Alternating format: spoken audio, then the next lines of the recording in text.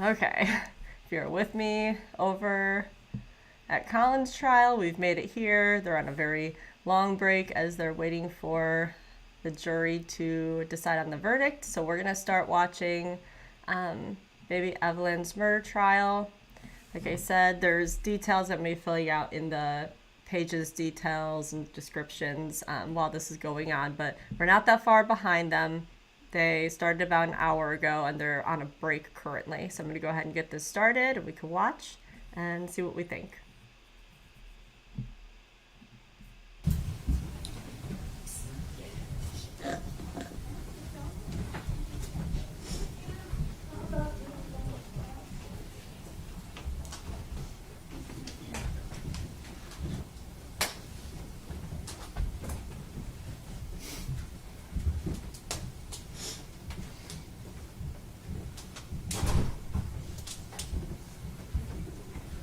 You guys can be seated. If the jury remains standing, be sworn, please.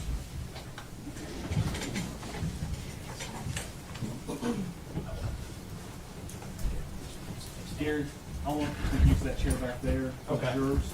And you can just sit in the roller chair down here on the flat. No, it can stay up there. While they're moving the furniture. If you'll just raise your right hand. Do you solemnly swear or affirm that you will well and truly try the issues to be joined between the state of Tennessee and the defendant and the true verdict render thereto according to the law and evidence so help you God? Be seated.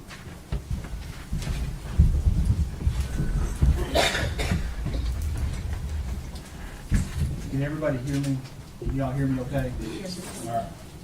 Before we begin the trial, I would like to tell you a little bit about what will happen during the course of the proceedings. I want to describe basically how the trial will be conducted and what the attorneys, jurors, and judge will be doing over the course of the trial. At the end of the trial, I will give you more detailed instructions on how you are to go about reaching your decision, but now I simply want to explain how the trial will proceed.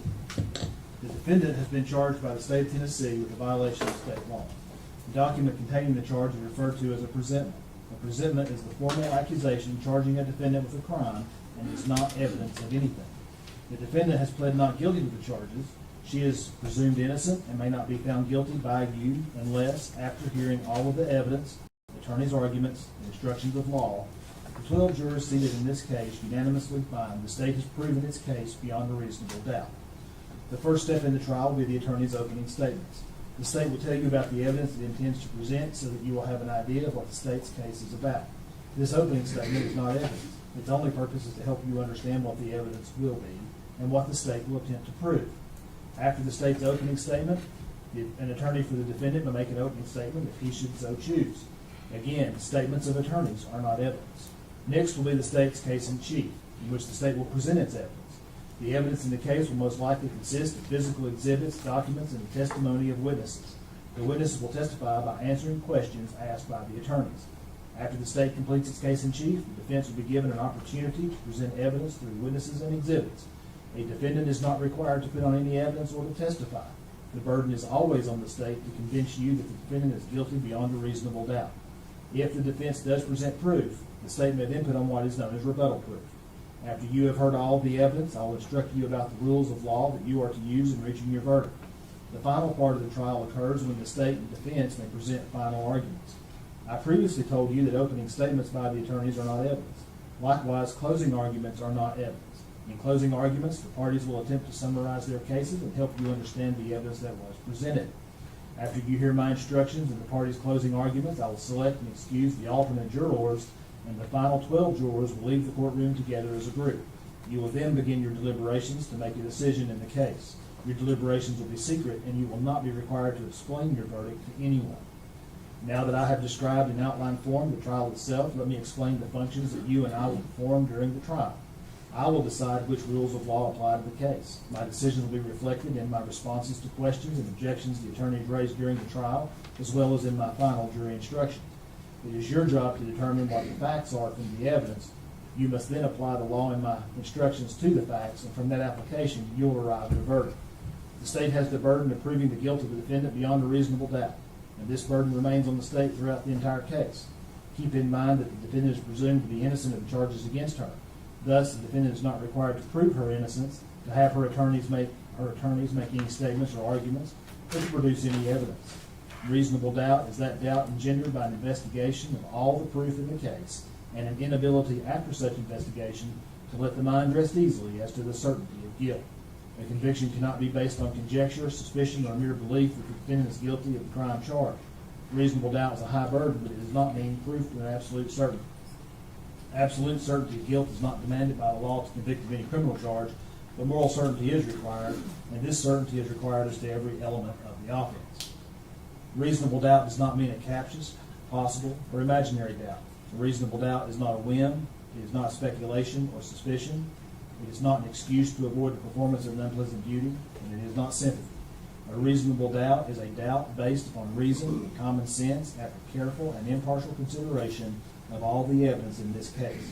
You, as jurors, must decide whether the state has proven beyond a reasonable doubt that the defendant has committed the crime charged in the presentment. You must consider the evidence in each count separately. You must base that decision only on the evidence in the case and my instructions about the law. An important part of your job will be making judgments about the testimony of the witnesses who testify. You should decide whether you believe what each person says and the importance of his or her testimony. In making that decision, I suggest you ask yourself a few questions. Did the person impress you as honest? Did he or she have any particular reason not to tell the truth? Did he or she have a personal interest in the outcome of the case? Did the witness seem to have a memory of the events he or she testified about? Did the witness have the opportunity and ability to observe accurately the things he or she testified about? Did he or she appear to understand the questions clearly and answer them directly? Did a witness's testimony differ from the testimony of other witnesses? These are a few of the considerations that will help you determine the accuracy of each witness's testimony. In making up your mind and reaching a verdict, do not base any decisions on the fact that there were more witnesses on one side than on the other. Likewise, do not reach a conclusion on a particular point just because more witnesses testified for one side on that point. Your job is to think about the testimony of each witness you heard and decide the facts. Some of you have probably heard the term circumstantial evidence and direct evidence. These are the two basic types of evidence that exist in law. Direct evidence is direct proof of a fact, such as the testimony of an eyewitness. Circumstantial evidence is proof of facts from which you may infer or conclude that other facts exist. I will give you further instructions on these as well as other matters at the end of the case. Keep in mind that you may consider both kinds of evidence which are considered to be of equal value in the law. The court will not provide you with a transcript of the testimony at the end of the trial. Therefore, you must listen very carefully to the testimony. Each of you will be allowed to take notes during the trial for your own use during your deliberations. You are not required to take notes. Independent memory can be as accurate as written notes.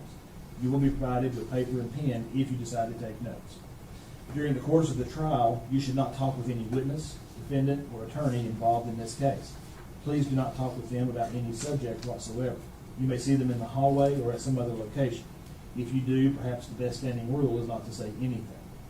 You also should not discuss this case among yourselves until I instruct you on the law and you start deliberating at the end of the case. It is important that you wait until all the evidence is received and you have heard all of my instructions on the rules of law before you deliberate among yourselves. During the course of the trial, you will receive all the evidence you may properly consider to decide the case. Because of this, you should not attempt to do any research on your own or gather any information on your own that you think might be helpful. Do not engage in any outside reading, visit any places mentioned in the case, or try to learn about the case outside of this courtroom in any other manner. I do not know, well, I do know. There will be media reports in the newspapers, on TV, or on the radio about this case.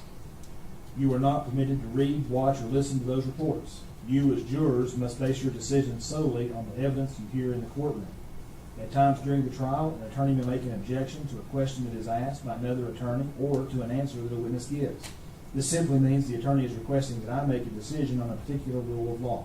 Do not draw any conclusions from the fact that an objection was made or from my ruling on that objection. My rulings only relate to the legal questions that I must determine and should not influence your thinking.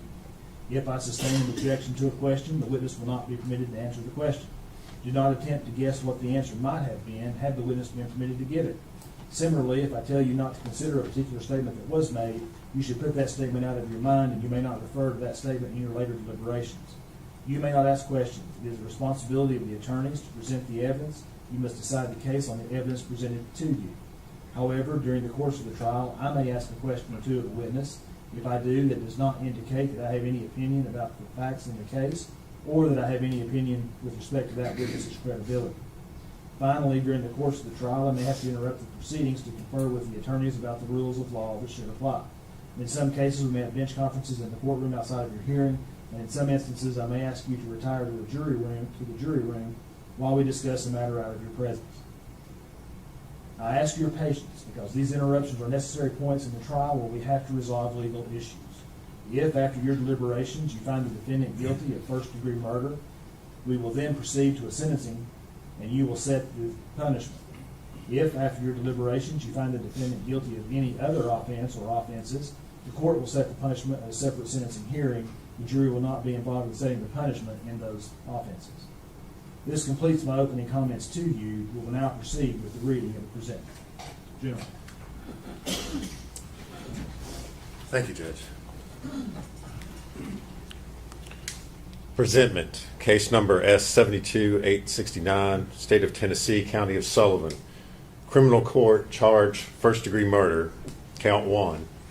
The grand jurors for Sullivan County, Tennessee, being duly impaneled and sworn, upon their oath present and say that Megan Boswell, on or about December 2019, in the state and county aforesaid, and before the finding of this presentment, did unlawfully, feloniously, intentionally, and with premeditation kill Evelyn May Boswell, contrary to Tennessee Code annotated section 39-13-202A1, and against the peace and dignity of the state of Tennessee, signed Barry P. Staubus, District Attorney General.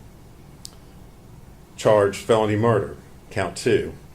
The grand jurors for Sullivan County, Tennessee, being duly impaneled and sworn, upon their oath present and say that Megan Boswell, on or about December 2019, in the state and county aforesaid, and before the finding of this presentment, did unlawfully and feloniously kill Evelyn May Boswell, a human and being, said killing being committed in the perpetration of or attempt to perpetrate the felony crime of aggravated child abuse, contrary to Tennessee Code annotated section 39-13-202A2, and against the peace and dignity of the state of Tennessee, signed Barry P. Staubus, District Attorney General.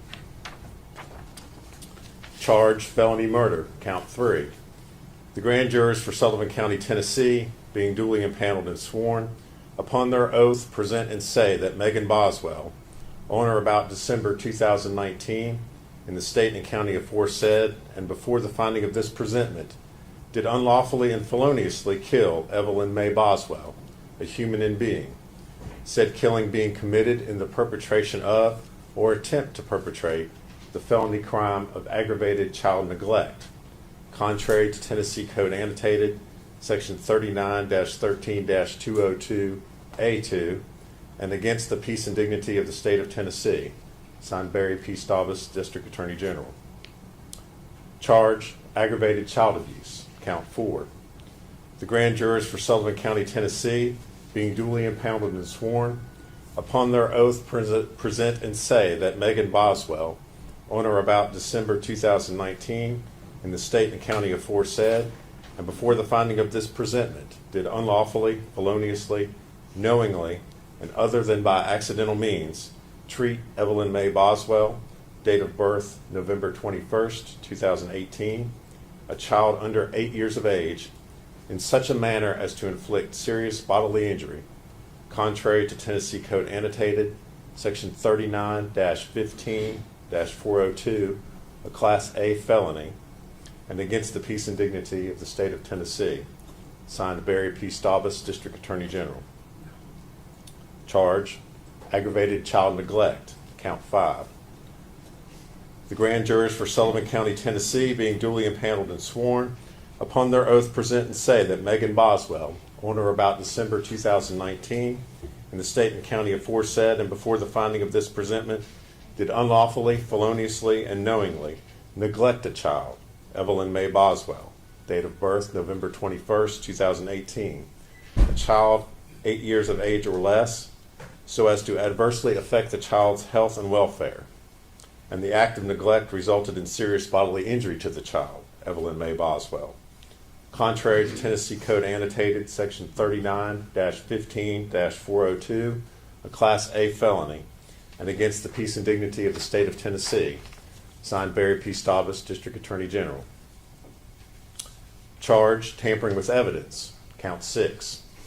The grand jurors for Sullivan County, Tennessee, being duly impaneled and sworn, upon their oath present and say that Megan Boswell, on or about December 2019, in the state and county aforesaid, and before the finding of this presentment, did unlawfully, knowingly, and feloniously alter, destroy, or conceal evidence with the intent to impair its availability, verity, or legibility as evidence in an investigation.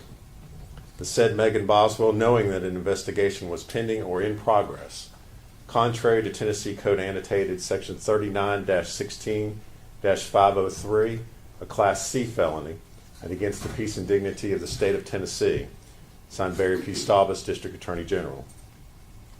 Charge, false report, count 7.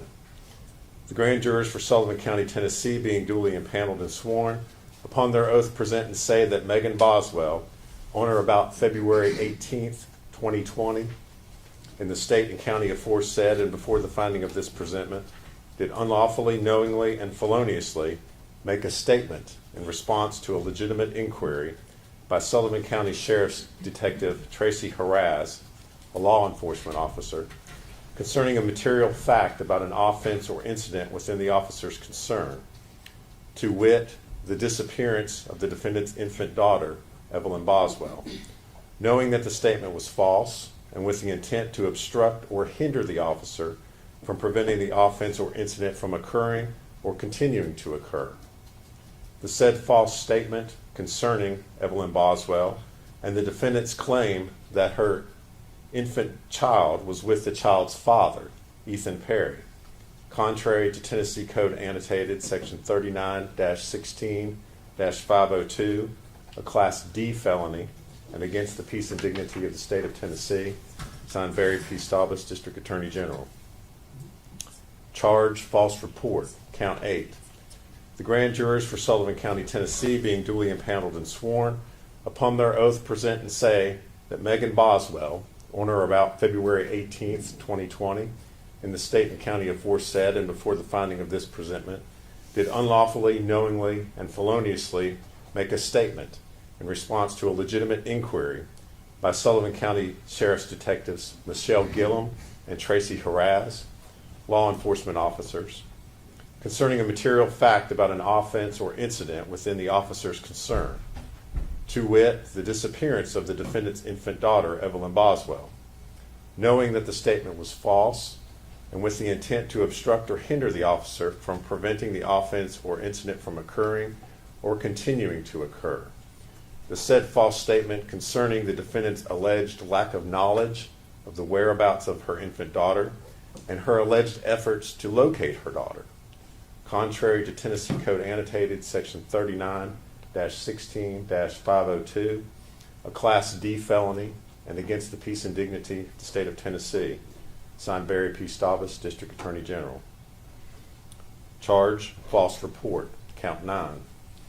The grand jurors for Sullivan County, Tennessee, being duly impaneled and sworn, upon their oath present and say that Megan Boswell, on or about February 18th, 2020, in the state and county aforesaid and before the finding of this presentment, did unlawfully, knowingly, and feloniously make a statement in response to a legitimate inquiry by Sullivan County Sheriff's Detective Lieutenant Steve Williams, a law enforcement officer, concerning a material fact about an offense or incident within the officer's concern, to wit, the disappearance of the defendant's infant daughter, Evelyn Boswell, knowing that the statement was false and with the intent to obstruct or hinder the officer from preventing the offense or incident from occurring or continuing to occur.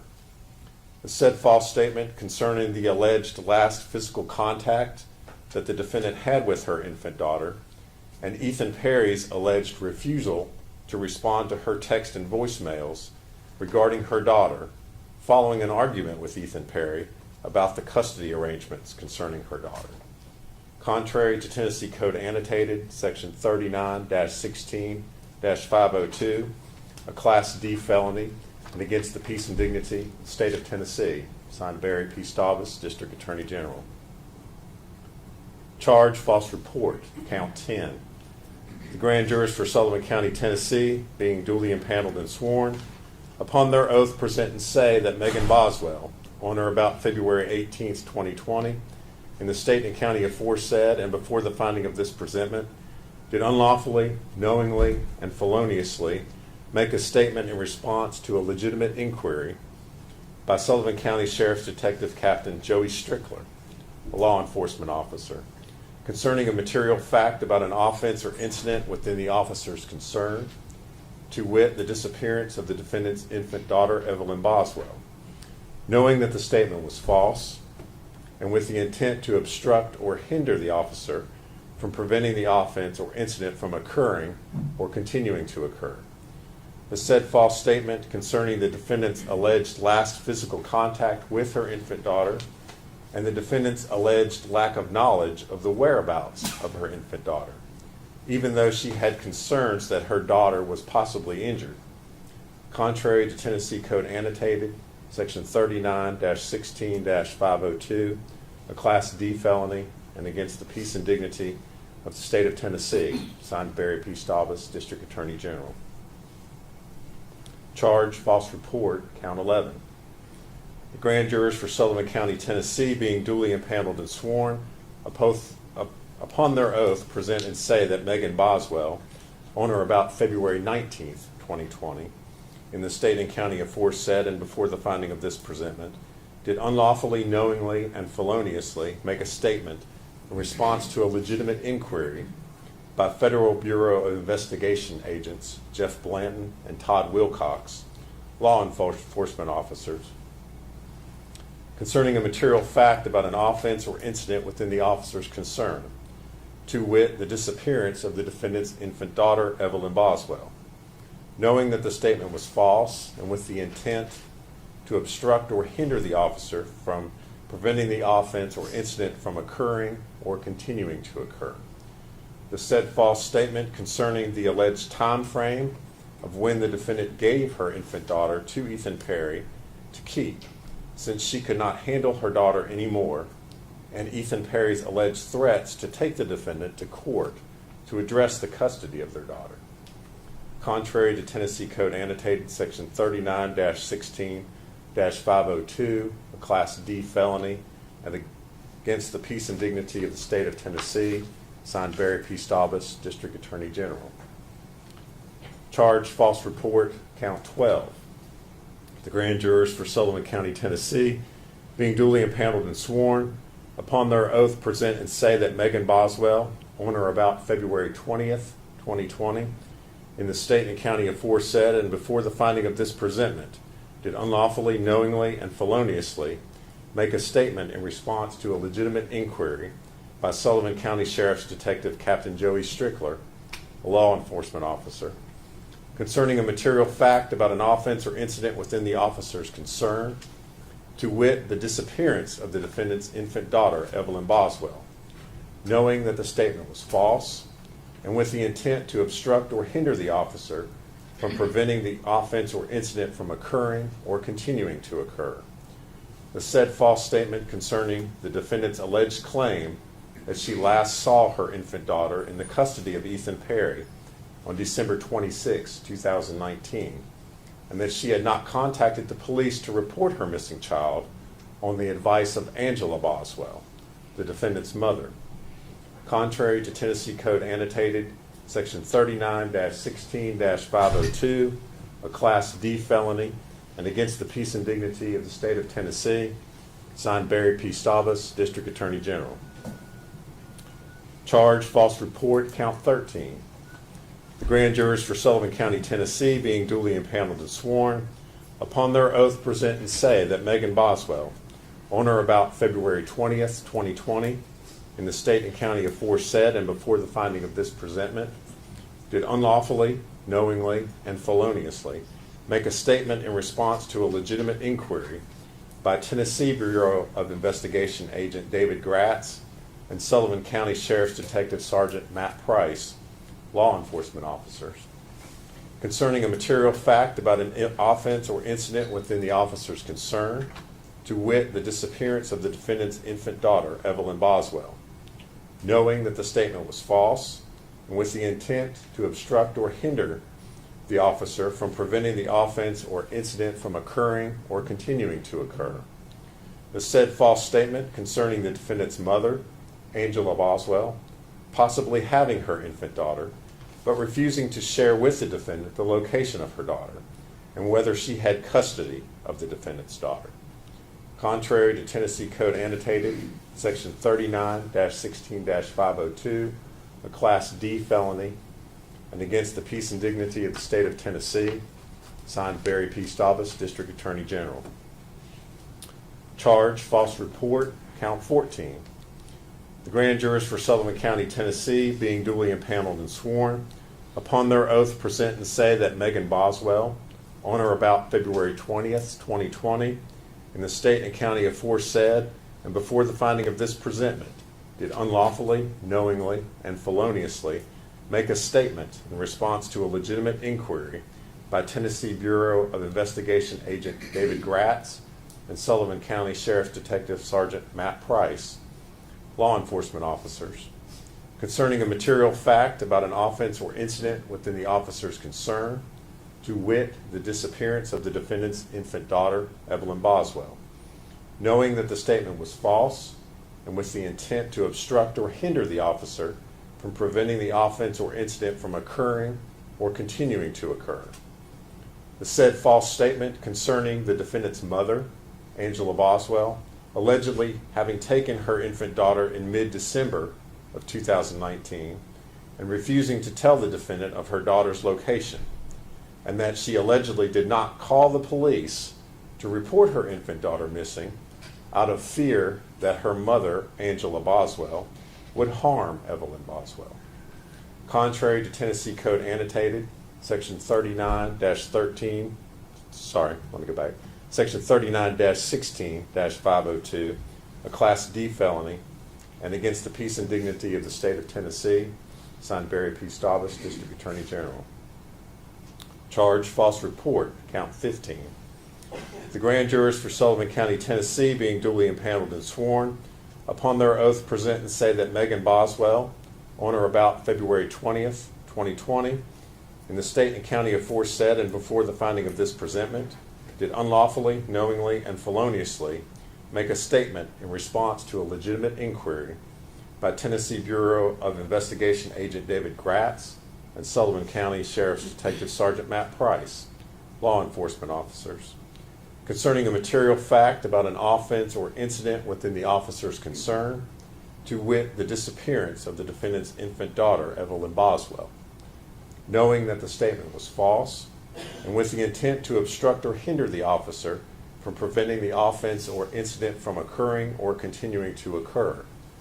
The said false statement concerning the defendant's mother, Angela Boswell, having allegedly taken her infant daughter because Angela Boswell believed that the defendant owed her money, and that the defendant's mother, Angela Boswell, had allegedly told her that Evelyn Boswell would not be returned to the defendant until the money was paid. Contrary to Tennessee Code Annotated, Section 39-16-502, a Class D felony, and against the peace and dignity of the state of Tennessee, signed Barry P. Staubus, District Attorney General. Charge, false report, count 16.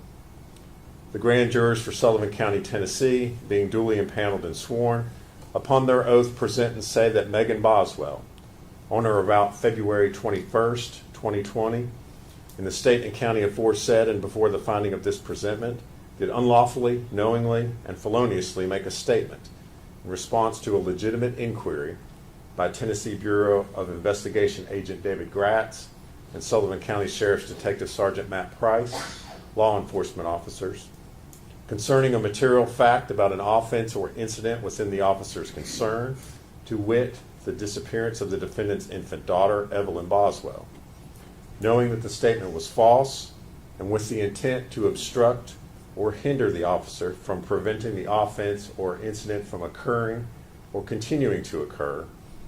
The said false statement concerning her mother, Angela Boswell, allegedly having Evelyn Boswell at an unknown location, and that despite the efforts of the defendant to find her infant daughter, she allegedly did not know the whereabouts of her infant daughter, and did not have any additional information to provide to law enforcement in their attempts to find the missing child. Contrary to Tennessee Code Annotated, Section 39-16-502, a Class D felony, and against the peace and dignity of the state of Tennessee, signed Barry P. Staubus, District Attorney General. Charge, false report, count 17. The grand jurors for Sullivan County, Tennessee, being duly impaneled and sworn, upon their oath present and say that Megan Boswell, on or about February 23, 2020, in the state and county aforesaid, and before the finding of this presentment, did unlawfully, knowingly, and feloniously make a statement in response to a legitimate inquiry by Tennessee Bureau of Investigation Assistant Agent in Charge, Chris Wilhoit, a law enforcement officer, concerning a material fact about an offense or incident within the officer's concern, to wit, the disappearance of the defendant's infant daughter, Evelyn Boswell. Knowing that the statement was false, and with the intent to obstruct or hinder the officer from preventing the offense or incident from occurring or continuing to occur. Concerning the defendant's mother, Angela Boswell, allegedly having given the defendant's infant daughter, Evelyn Boswell, to another person who Angela Boswell refused to name, and that her infant child was safe and would have a better life with the unknown person than with the defendant. Contrary to Tennessee Code Annotated, Section 39-16-502, a Class D felony, and against the peace and dignity of the state of Tennessee. Signed Barry P. Staubus, District Attorney General. Charge, abuse of a corpse, count 19. The grand jurors for Sullivan County, Tennessee, being duly impaneled and sworn, upon their oath present and say that Megan Boswell, on or about December 2019, in the state and county aforesaid, and before the finding of this presentment, did unlawfully, knowingly, and feloniously, and without legal privilege, physically mistreat a corpse in a manner offensive to the sensibilities of an ordinary person, contrary to Tennessee Code Annotated, Section 39-17-312, a Class E felony, and against the peace and dignity of the state of Tennessee. Signed Barry P. Staubus, District Attorney General. Charge, failure to report a death under suspicious, unusual, or unnatural circumstances. Count 20. The grand jurors for Sullivan County, Tennessee, being duly impaneled and sworn, upon their oath present and say that Megan Boswell, on or about December 2019, in the state and county aforesaid, and before the finding of this presentment, did unlawfully, knowingly, and feloniously fail to report the death of her infant daughter, Evelyn Boswell, to the county medical examiner, local police, district attorney general, or sheriff, where the death was from violence, trauma, or in any suspicious, unusual, or unnatural manner, contrary to Tennessee Code Annotated, Section 38-7-108, a Class E felony, and against the peace and dignity of the state of Tennessee. Signed Barry P. Staubus, District Attorney General. True bill was returned 22nd day of May 2024, and it's signed Sally Sierra, foreman of the grand jury. Mr. Scott, how does Ms. Boswell plead to each count? Defendant pleads not guilty in every count. Thanks, sir. Approach. General, you have opening statements? Yes, Your Honor. Go ahead.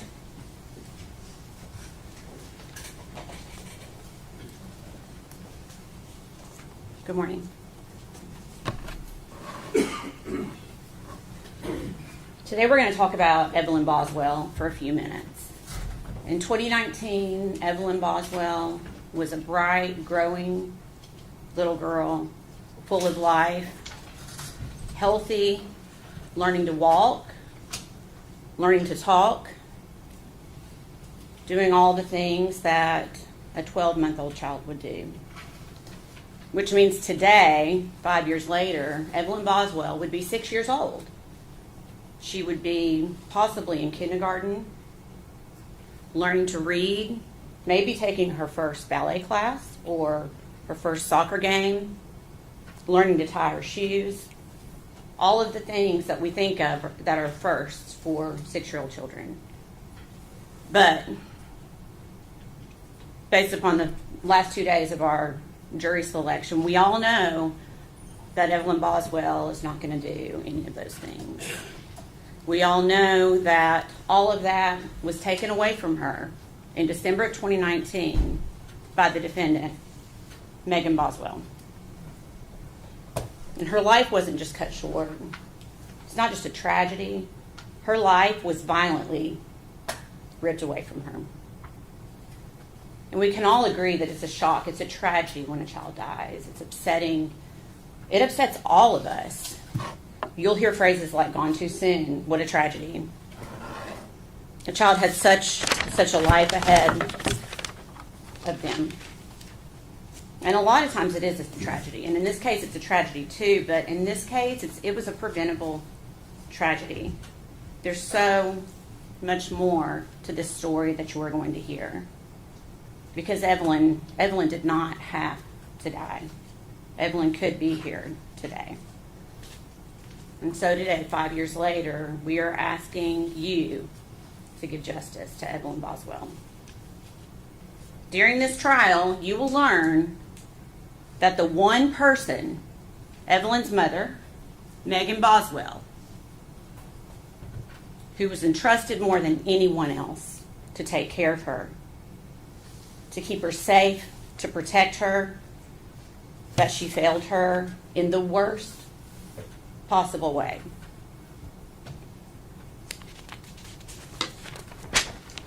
You will hear proof that the last time Evelyn Boswell was seen alive was December 6th, 2019. You're going to hear that date a few times during this trial. That is the last time that Evelyn Boswell was seen alive. And that was just a few weeks after her first birthday. And you're going to hear from many witnesses who saw Evelyn frequently, saw her all the time, family members, Megan Boswell's friends, that all of a sudden are like, where's Evelyn? Where's Evelyn? We're not seeing. They're concerned. And they would ask Megan Boswell about it. And every time, Megan had an answer. Megan concocted a story. And I'm not going to tell you now what she said. You're going to hear that in the proof. But she told all kinds of different stories, depending on the person that she was talking to. And you will hear from those witnesses today. But you will hear, or this week. But you will hear there was concern. But, they knew Megan. They thought they knew Megan, I should say. And so they wanted to trust that what she was telling them was the truth. But it wasn't. It was not the truth. So after December, what happens next? We have Christmas, New Year's. Where's Evelyn? There is no Evelyn. You will not see any proof that Evelyn was seen at Christmas, New Year's. Then we jump to January. The entire month of January 2020, 31 days. Where's Evelyn? There's no Evelyn. People are really starting to get concerned, and Megan Boswell continues to concoct stories of where Evelyn is to try to help people make sense so she can keep this going. The entire month of February 2020. Where's Evelyn? Again, at this point, family is really starting to get concerned that they have not seen Evelyn. And they're asking questions. Months pass. We're not talking about weeks. We are talking about over 2.5 months that Evelyn Boswell is missing. The defendant is not even just canceling her well visits. She's no-showing. She's just not showing up because she knows where Evelyn is. But again, even to the pediatrician's office, she has to concoct a story about forgetting the appointment maybe, or I got my days mixed up. Always a story. Always a story.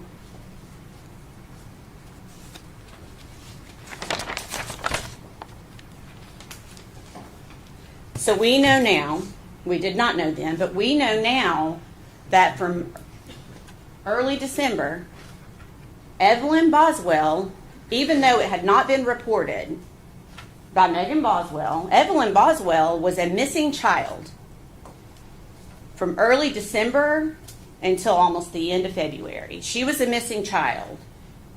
And the only person who knew that, the person who was entrusted to take care of her the most, is the only person who knew that Evelyn was actually missing. And she just left it unreported. Over 2 months later, finally, Megan Boswell's dad, Tommy Boswell, finally essentially puts an ultimatum down on his daughter and says, I'm tired of the stories. If you don't show me my grandchild by the next day, I'm essentially calling the police. Well, Megan knew she could not do that, and she did not do that. And Tommy Boswell finally was the one to report Evelyn missing on February 18th of 2020. Finally, law enforcement gets involved, the Tennessee Bureau of Investigation gets involved, the FBI gets involved, all hands on deck to find this missing child. She's finally reported missing. But it's important to note that it was not Megan Boswell that reported her child missing. Megan Boswell never reported her child missing. So you're going to hear from December of 2019 until February of 2020, when it's finally reported, that the defendant's biggest believable story, that really is probably what kept the family from reporting earlier, is she was saying that Evelyn was with her father, Ethan Perry. And you'll hear a lot about Ethan Perry, and you'll get to hear from Ethan Perry yourselves. Ethan Perry is actually not Evelyn's father, but Megan led him to believe that he was the father. And everyone, for all purposes, also believed Ethan Perry was the father. So to the family, they're like, well, that's good. He's stepping up. The father's stepping up. That's good. We're proud of him. And that is the story that Megan Boswell told mostly to her family, to her friends. You were going to hear a lot of testimony about her just telling everyone that Ethan Perry has gotten Evelyn. First, you'll hear that they're trading weeks, but doesn't make sense because people are still not seeing Evelyn. So then Megan took it one step further, where he took her to court and got emergency custody, blaming her for something. And again, not true. There was never court. There were no documents. Juvenile court was never involved. It was just another story that Megan Boswell was telling because she knew where Evelyn was, and she had to keep perpetuating this lie. Interestingly enough, she didn't think it through completely because Ethan Perry at the time was in the Army in Louisiana. He lived in barracks, and I think we all understand and know that in the barracks there's not going to be a toddler running around. But Megan Boswell, in perpetuating that story, she didn't care. She got the entire Army involved in this to go investigate this poor guy who was trying to serve our country in Louisiana. Pulling him out of his duty, I can't imagine the chaos that caused, all because Megan Boswell wanted to perpetuate this lie. And Ethan Perry didn't even see Evelyn in December. You will hear that he came in to visit his grandparents on leave. He never saw Evelyn Boswell over Christmas or over December. And we all know why now. But at the time, Megan again tells the story, Evelyn has the flu, she can't come. And you will hear the testimony that no one, not Ethan Perry or anyone else, saw Evelyn Boswell in December. The hard part. From early December of 2019 until later when her body was found, Evelyn was always in the same place. And Megan Boswell knew that. Megan Boswell knew that because she is the one that put Evelyn there. She placed Evelyn's body in a kitchen trash can, her own trash can from her home, from the trailer that she shared with Evelyn. And she hid that trash can in her own childhood playhouse on her father's property, a playhouse that you will see no one has been in for a very long time, and that it was Megan's. It was personal to Megan, not to anyone else. And you're going to hear that Evelyn was put into the trash can upside down is the best way to describe it, head down, in a bag of trash filled with food debris, broken eggs, her body just placed in there by the defendant. You will see that there was a blanket tightly wrapped around Evelyn's body, pulled up over her face, and quite a bit of aluminum foil then wrapped around her head.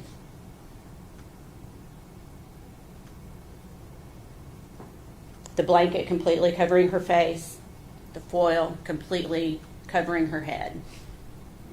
Upside down in a trash can, still in her purple fleece onesie and diaper. And as terrible as it is to say, you are going to hear that she just wasn't placed in the trash can, but then another trash bag was placed on top of her. And that trash bag was shoved down into the trash can, compressing Evelyn into the trash can. That's what we're dealing with today. And you're going to hear proof that directly links only one person to this crime, this horrendous crime. You are going to hear that the only person linked to this crime is sitting at this table right here. You are going to hear it from many witnesses. You're going to hear all of the stories that she concocted, the lies that she told, and you're going to hear forensic evidence that links the defendant, Megan Boswell, and only the defendant, Megan Boswell, to this crime.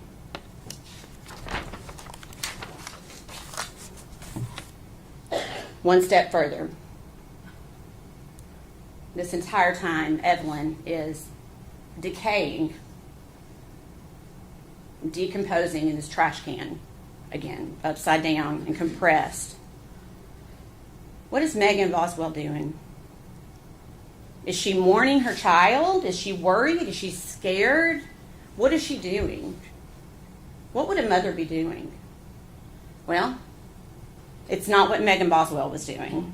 And you're going to hear that because Megan Boswell got a new boyfriend, and it conveniently happened at pretty much exactly the same time that Evelyn disappears. When no one sees Evelyn again, Megan Boswell has decided she's just going to, Evelyn just out of the head, and she's moving on with her life. And she is living her best life, and you will hear that. She has this new boyfriend who has money, or at least she thinks he has money, and she's going to have a better life for herself. Not her child, but for herself. You will hear that she takes trips. She's clearly falling in love. She moves out of the trailer that she was living in with her child and moves in with this guy within weeks into his home in a very nice neighborhood in Blunteville, Tennessee. You are going to hear testimony that Megan Boswell is taking trips to Gatlinburg, to Pigeon Forge, staying at Margaritaville Hotel, all while her child is upside down, decomposing in a trash can. You will never hear that Megan Boswell was upset, mourning her child, crying. All she does is continue to concoct lies to cover up what she did.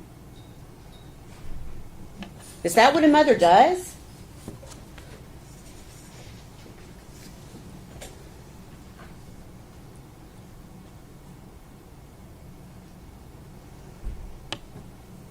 So you will hear that when Tommy Boswell reports, it's essentially all hands on deck with law enforcement.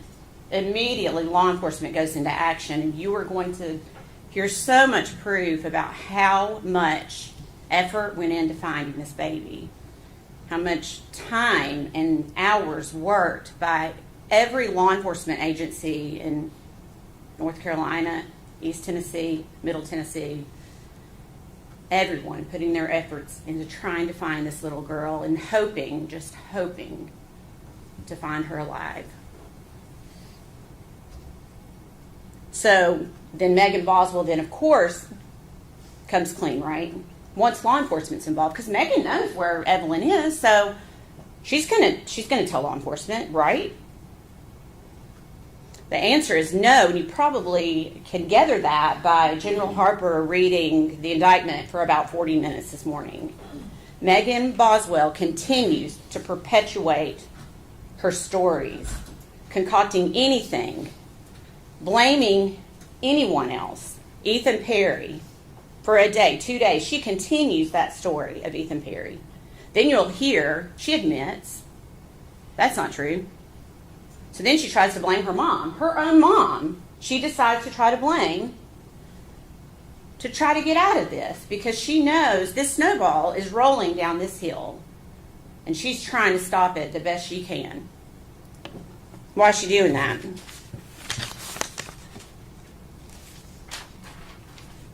It's because she knows that she brutally murdered her child and she's trying to cover it up. And maybe she had that hope that Evelyn would never be found. And even to this day, 5 years later, Evelyn would still be a missing child. The defense said something really interesting in jury selection yesterday afternoon that I want to touch on. He said to you, you only have one chance to get this right. Do you remember that? Then he said, Megan only has one chance to get this right. Do you remember that?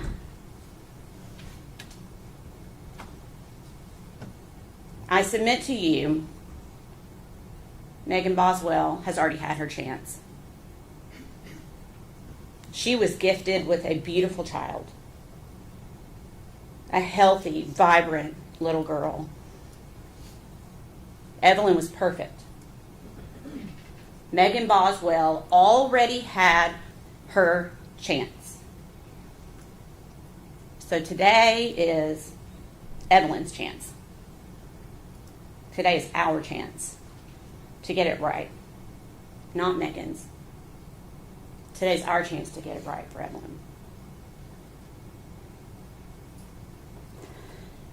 I know this is not easy for any of you. Thank you for serving. I promise you that this is not easy for any of us. It is not easy for any of us. But it's so important for us to be here today. You know you're going to see pictures that you don't want to see. You know you're going to hear things that you don't want to hear. But that's how we tell Evelyn's story. What she endured before her death, during her death, and even after her death. And where she had to sit for months while her mother continued just to live her life as if Evelyn didn't exist. Ladies and gentlemen, at the close of this proof, we believe you will be left with no doubt at all that the defendant, Megan Boswell, is guilty as charged in every count of the indictment. Thank you. Thank you. Mr. Scott.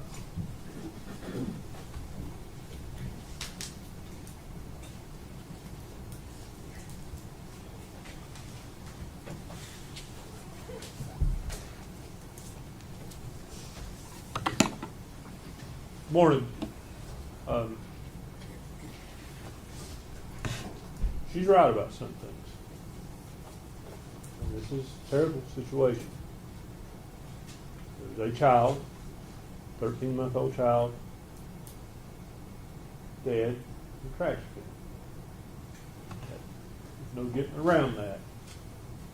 Hold on just a minute. Ladies and gentlemen, I'm gonna have you go with the officer. Stand, please, so what happens. All right.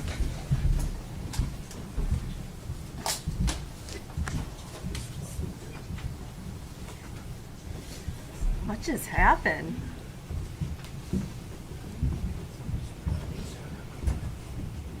He booted them so fast.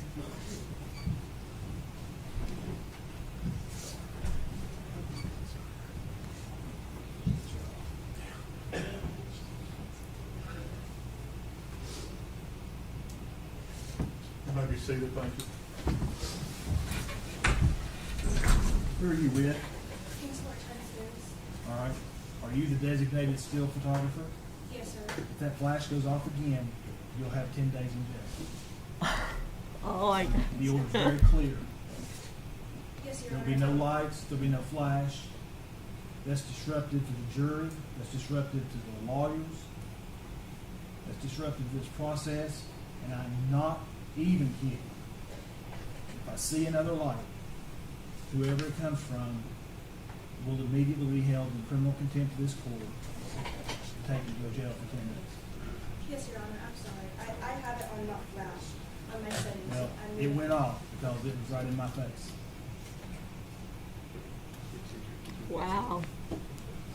Now, I got a feeling that one or two of them is going to go to the bathroom, which will mean it's going to take us probably 15 minutes to get started. So we'll take about 10 minutes.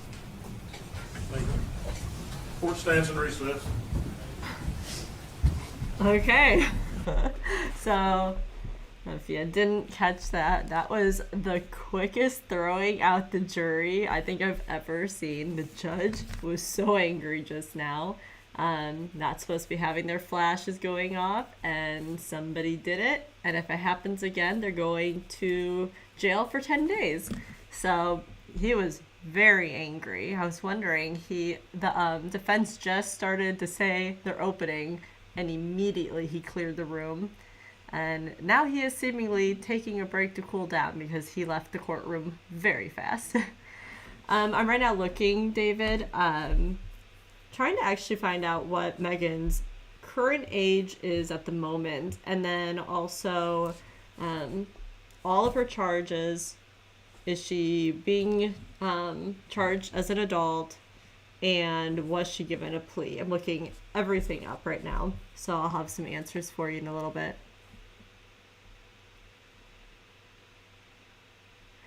Yeah, I understand him being mad, but that was very, he had such a loud reaction. Like, he immediately got so mad. Even, all the attorneys looked at him like, what's happening?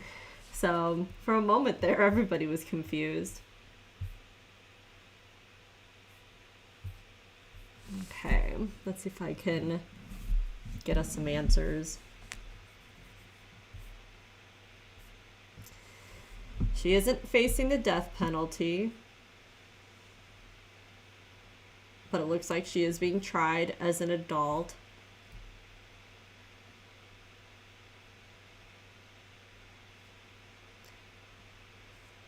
Trials in Blountville, Sullivan County. I do not know where that's at. I think this is in Louisiana, but I'm gonna have to double check. Oh, it's Tennessee. Tennessee.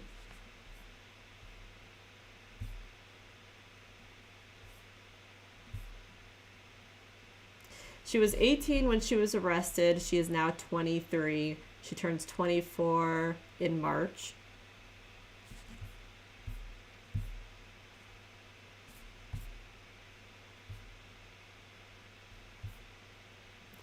All right, let's see if I can find a plea deal.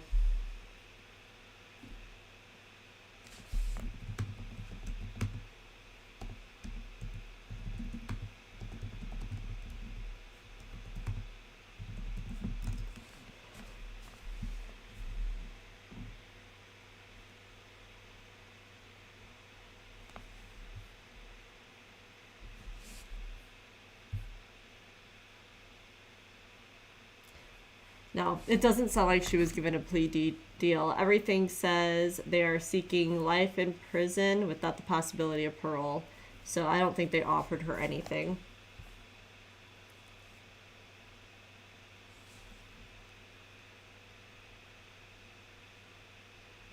Well, testimony from victim shot 8 times.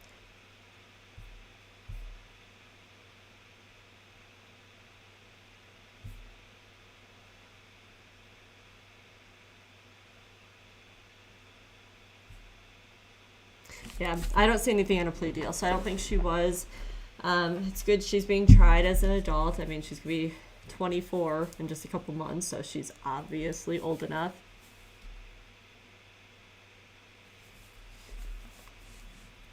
You would think so, but I am assuming that because this has to do with a 15-month-old child, that they probably just don't want to settle in any capacity with her. I'm actually surprised that the death sentence is off the table for her. This article talks about how the prosecutors are really going to hammer all the details of her planning to do this, and then all the steps that she took to keep it covered up. So I'm surprised that they're not even putting that on the table, the death penalty. But it'd be interesting to see what they have to say, what the evidence is, and also other people that will come in and testify. Like, I'm assuming Megan's mom is going to come in and testify against her.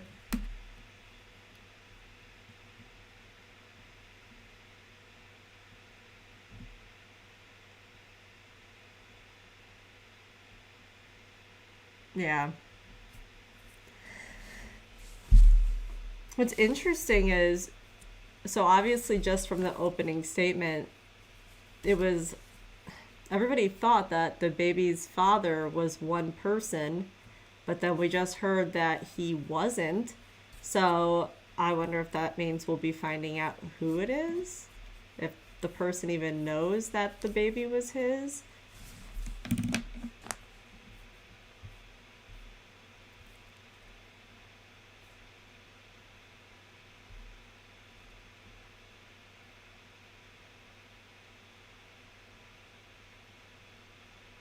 Something interesting, her attorneys, and I think worded this very specifically, but her attorneys said she's pleading guilty to premeditated murder. So it sounds like they'll probably try to fight it and say that she didn't plan this, it just happened, and she didn't know what to do. That's been a common defense in some of these type of trials lately, but you know, it doesn't make it any better. And some of these, they say that, but it's not true. They were planning on it, or things were going that direction really bad and it wasn't an accident. You knew you were hurting them, or whatever it's going to be. So it'll be interesting to see what they have to say.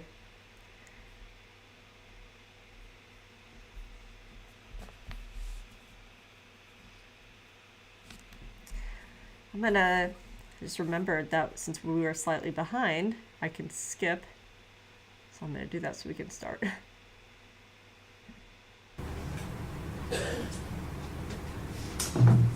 All right, we could start that opening statement all over again.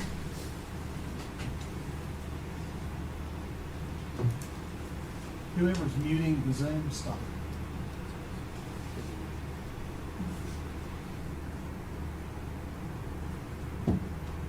I'll be in charge of muting the Zoom.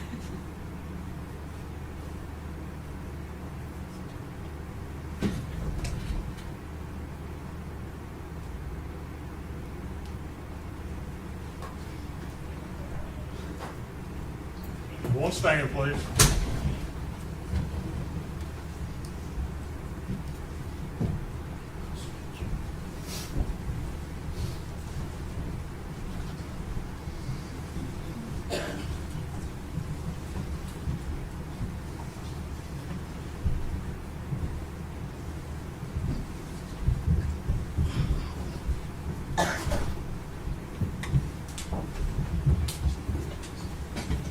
You may be seated, thank you.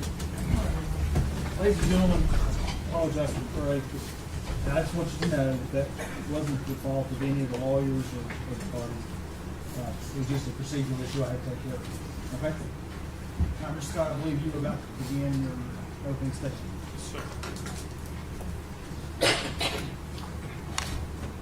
Don't really know where I was at. Just start over.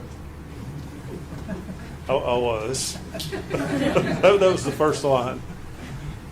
I don't really know where I was at, but when Miss Massey, she's right about a lot of things. I mean, there's not a person in this courtroom that wants to be here discussing a dead child.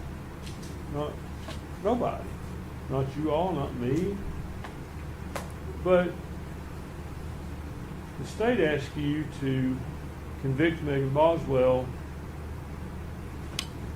of first-degree murder. And it's very interesting what they've done.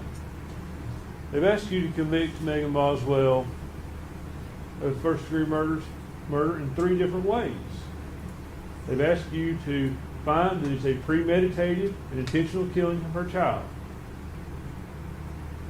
And then they're asking you to find that it's a murder that is perpetrated as part of child abuse. And then they're saying, well, if it's not that, surely it's because of child neglect. That's a problem. The state's theory is reasonable doubt in and of itself. They don't know what happened. They don't know how that child died, and they can't prove how that child died. I expect you'll hear from a couple of different medical examiners who come to somewhat the same conclusion, but one medical examiner, I think you'll hear from her, and she has a very interesting theory. But I would suggest to you that her theory is flawed, and the proof will show you why it's flawed. Just like yesterday I was talking about in board hour, I think I asked a couple of you about the scientific method. And if you put in incorrect data, would you get incorrect results? And you will, if it's data significance.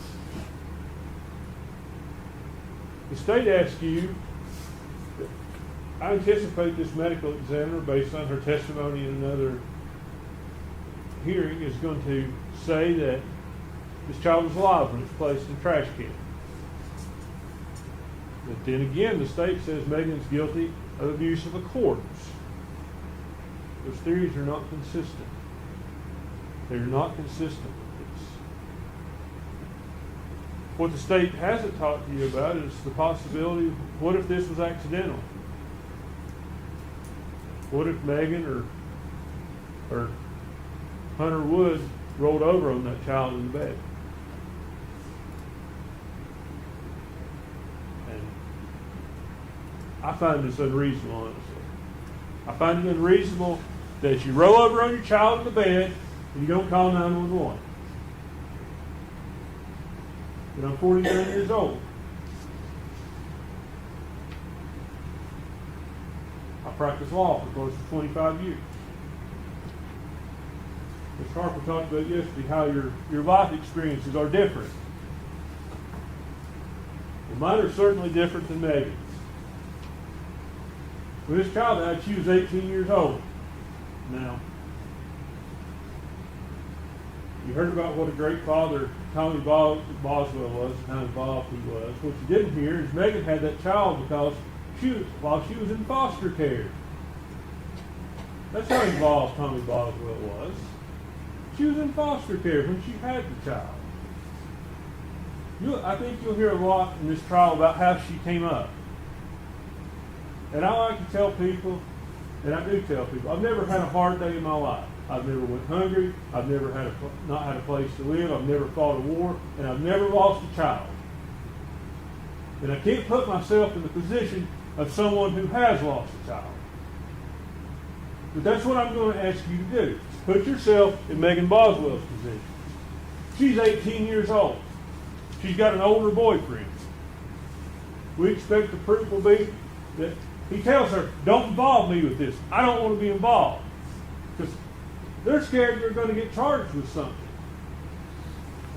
That's going to be the proof in this case. And my reaction and your reaction would be different. I would certainly call 911. But I'm not 18 years old. And sometimes I think back to myself and I say, I would have called 911 at 18 years old. And I probably would. But I know a lot of people at 18 years old that wouldn't. Their life experience is different. Their maturity is different. If any of you have kids, some of you probably know that.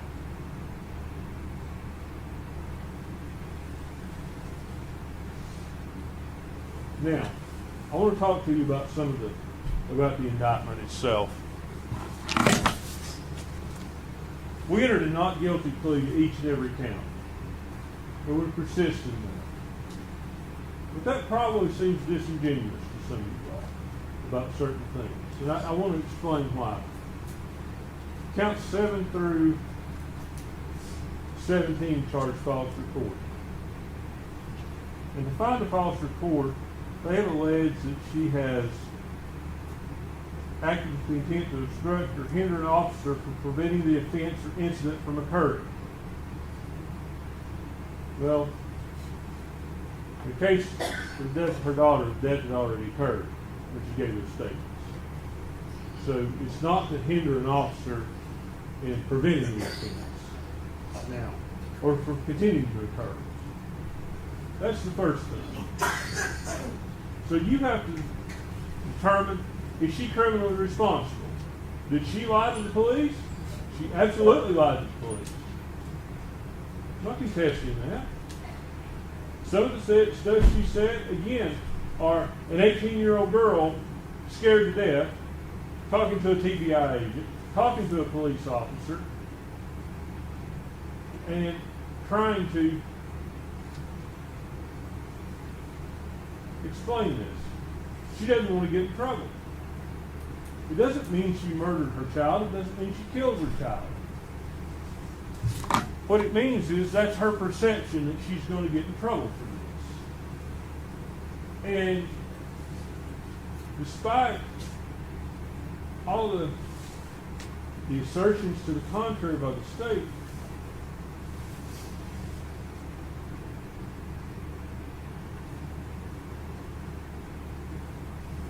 this is a trial, and I want to choose my words carefully. Ms. Massengill talks about Evelyn. How to get this right for Evelyn. Get justice for Evelyn. And I want you to hear me out before you judge my statement. There's nothing you all are going to do that's going to change anything for Evelyn. Not a thing. The child is gone. Your job here today, and in the coming days and weeks, is going to decide whether Megan's actions are criminal or whether they're not criminal. I'm not asking you to find her innocent of anything, because that's not your function. Your job is to determine whether the state can prove beyond a reasonable doubt and to a moral certainty that she committed each and every element of the offenses charged. And you're not going to be able to do that. Their theories are absolutely inconsistent. Premeditated murder, oh well, if we can't prove that, maybe we'll get her by neglect. And I would suggest to you that the investigation into this case, once it focused on Megan Boswell, it focused on Megan Boswell.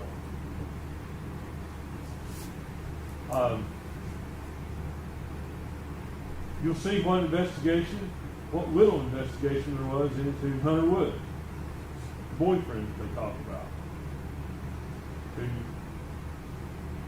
It's like he's out of the picture. It's just Megan that did this. But we expect the proof will show you that he was involved with it, that he placed that baby there, that he had access to that property. that he'd been a lifelong friend of Megan's brother, Tommy Boswell Jr., who goes by Mikey. He knew where that stuff was. Now, there are other things about the body and how it was found that will come out in the proof, and I'll bring those to your attention later. But they will show you that baby wasn't placed in that trash bin dead.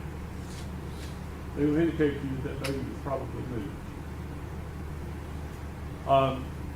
Also, I want to touch again on this massive Gill's talk about Tommy Boswell.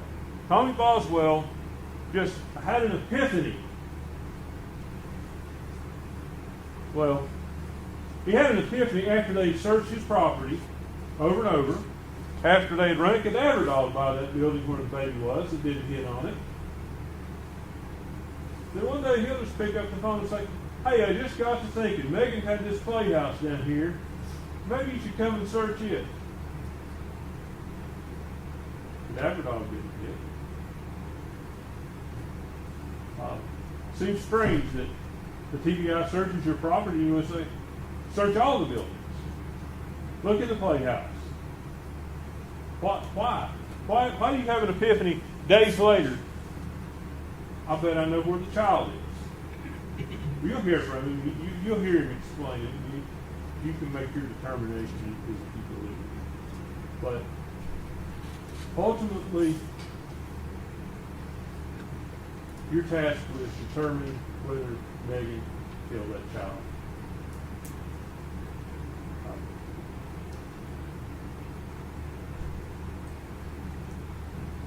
The child could have died of sudden death syndrome.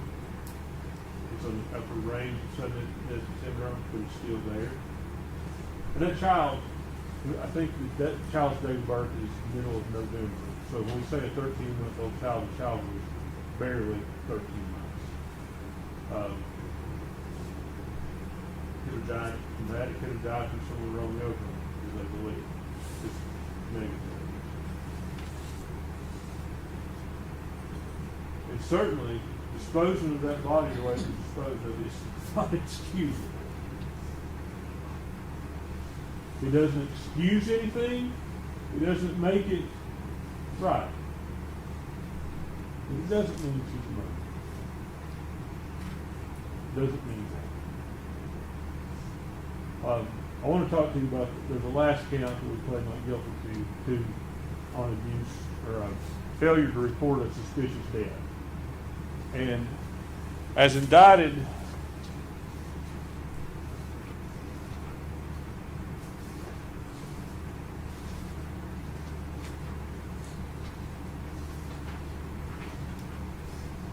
the state chose to indict that where the death was from violence, trauma, or any suspicious or unusual or unnatural manner. Now, I can't deny she didn't report it. She didn't report it. There's no denying that.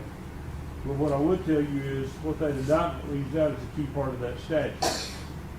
And had it included that, I would have pled guilty, had her plead guilty to that. And that talks about where the unexpected death of a child is severe health or sudden infant death syndrome. Had that have been included, should have stood up and said, "I'm guilty of that. I did that." It's not included because the indictment wants to make it that she committed a violent offense against the child. Lying to the police, improper disposal of the body, or whatever part she played in that, doesn't mean she murdered the child. It means she was an 18-year-old girl that panicked. That's what you have to think about when you hear this proof. That's all I've got to say to you. I thank you for your time and attention. I know I'll probably cross-examine you a lot of you fairly hard the other day. And I mean no disrespect by that. I just want you to know the jury selection process. I did that because we have to have jurors that, make sure that you can be a good juror. That's the only reason. I mean, absolutely no disrespect. If I was hard on you, I apologize for that, but I don't apologize for standing up for me. Thank you, Mr. Scott. General 21st witness. Stay with call agent Brian Fraley.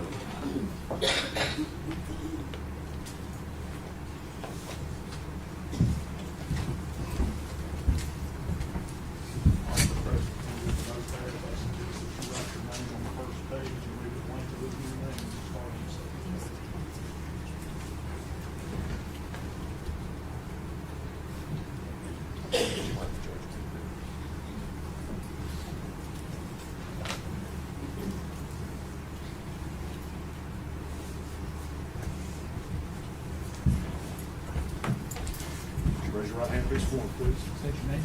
Brian Fraley. Solemnly swear affirm testimony about to give you the truth, the whole truth, and nothing but the truth. Yes, sir, I do.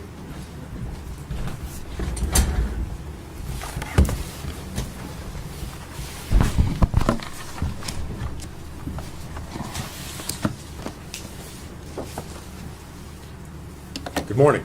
Good morning, sir. If you would introduce yourself to the jury, please. Good morning. My name is Brian Fraley, and I'm a special agent with Tennessee Bureau of Investigation. Agent Fraley, how long have you been with the Tennessee Bureau of Investigation? 19 years. All right. What is your current position or assignment there? Senior special agent out of the Johnson City office, assigned to the Criminal Investigation Division.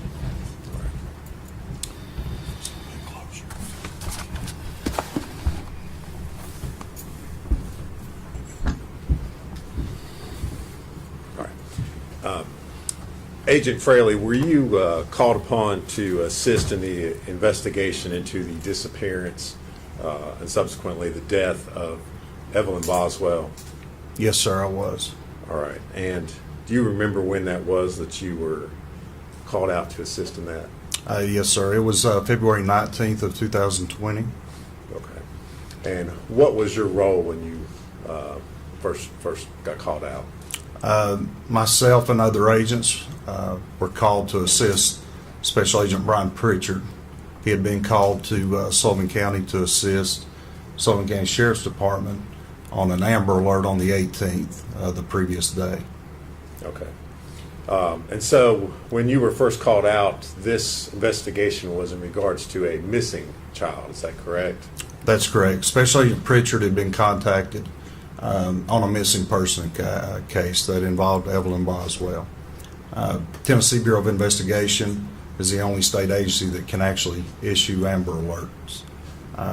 We were informed that the initial complaint by a family member, being the grandfather of Evelyn, was Tommy Boswell through Department of Children's Services, also known as DCS, who had contacted the referral to the Sullivan County Sheriff's Department. Sullivan County Sheriff's Department got that referral, contacted us, and Special Agent Pritchard responded after going through a checklist that is required. Instead of just a regular missing person or missing child case, certain things have to be checked off or validated in order to issue a full-blown Amber Alert. All right. And Agent Fraley, I know you work for the TBI. Were there other law enforcement agencies that were involved in this investigation? Yes, sir. Once it went to a full Amber Alert, which is probably our highest priority at TBI, the FBI was called. Obviously, Sullivan County Sheriff's Department investigators were already involved along with Agent Pritchard, but once we were involved, we have a specific team just for Amber Alert cases out of Nashville that also involve other agents and intelligence analysts. The FBI has a specialized team of trained agents called a CART team, and that's a child abduction response team. And these agents are experts in child abduction, Amber Alert type cases. So within hours of the Amber Alert being issued and certified, there was approximately 40 to 50 FBI, TBI, Sullivan County investigators, and intelligence analysts assigned to this case. So a number of agents across a number of agencies, all out there, essentially, at least initially, looking for a missing child. Is that Yes, a fair sir. statement? That's Okay. correct. All right. And so over the first couple days of your investigation, Did you participate in, or were you aware of interviews that were done with the defendant, Megan Boswell? Yes, sir. Megan Boswell provided statements to a numerous amount of investigators early on, including me. All right. And would it be a fair statement to say that she gave you multiple different versions about what had happened and where her child might be located? Yes, sir. Repeated stories that we tracked down that turned out to be lies. Objection, Your Honor. That's speculation. This is the word lies sustained. May I continue? Yes. Just different statements that she had provided that turned out to be leads that we tracked down over the course of several days and several weeks. All right. And I guess let me ask you this way, Agent Fraley. Okay, I'm sorry. Were you all ever able to locate Evelyn Boswell? Yes, sir, we were. All right. And was that as a result of information? Well, I guess go ahead and tell me how it was that you were able to. So on March 6th, which this is fast forwarding 17 days since I was brought in with other investigators, 18 days since the initial report on February 18th. We'd been working around the clock, and like I said, there was 40 to 50 of us working, and a phone call was received by Tommy Boswell. Tommy Boswell had called in. And March 6th, 2020 was a Friday, and we had worked, like I said, 18 days, and we had come to a point in the investigation where we had decided we need a break. We had exhausted a lot of resources, time, and we were at a place where we didn't feel we should go on at that time. We should take a break, and it was a good pause point, if you will. So on the afternoon of March 6th, again as a Friday, the plan was the investigators to go home, reset physically and mentally. We were exhausted, and try to just get a sense of normalcy, if you will, over the weekend and come back Monday. If anything would have come up, we would have responded.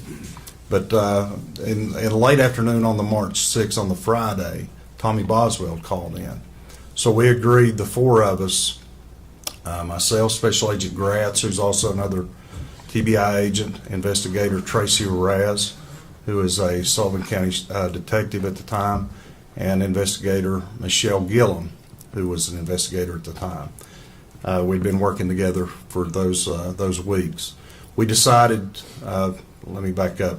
Mr. Boswell reported that he wasn't sure if there was a storage. Objection is what Mr. Boswell says. Well, Judge, I'm not offering further.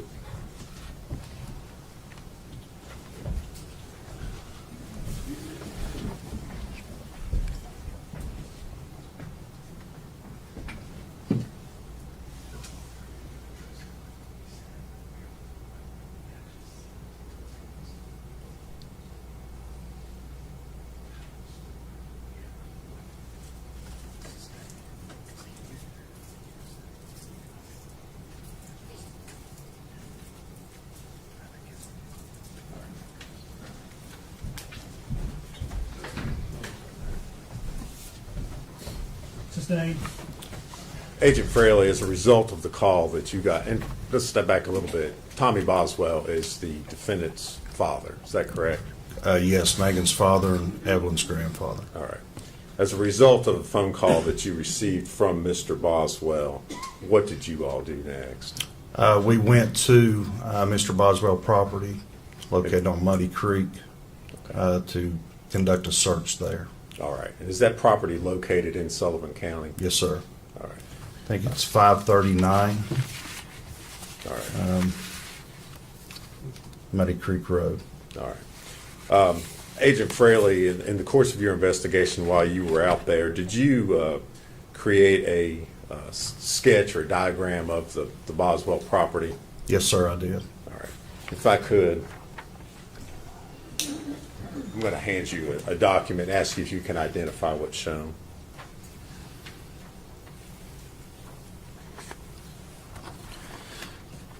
excuse me, this is a hand-drawn document. It's a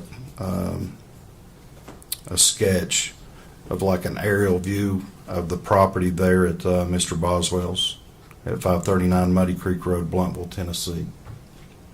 All right. And does that diagram accurately show the layout or the placements of various sheds, outbuildings, trailers, roadways there on the property? Yes, sir, it does. All right. Judge, we would move to make that exhibit number 6. Any objections? No, sir. Before exhibit 6. And if we could, I'd like to publish that to the jury.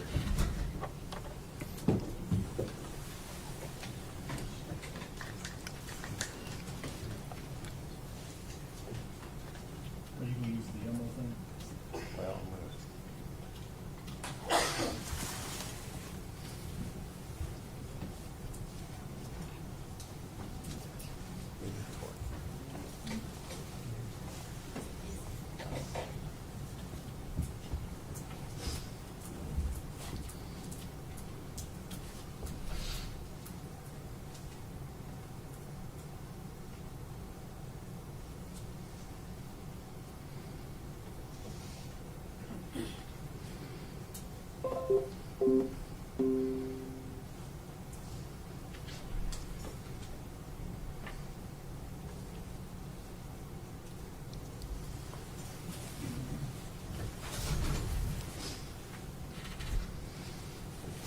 and Judge, Agent Fraley may need to step down. I don't know if he can.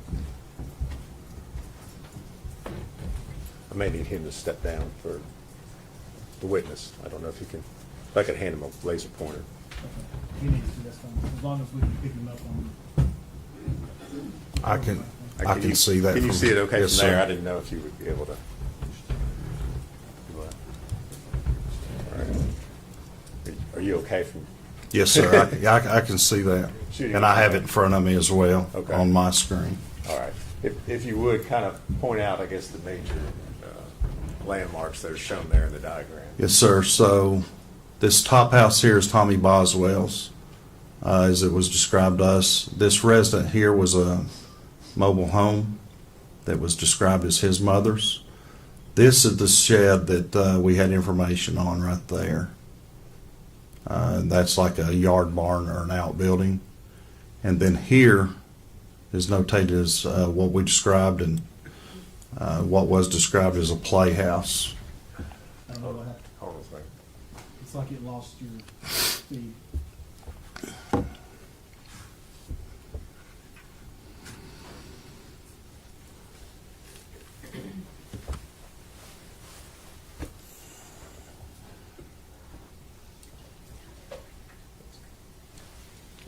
Judge, it's not connecting. You want to just stick it I in? was going to say, if you'll just hand me the.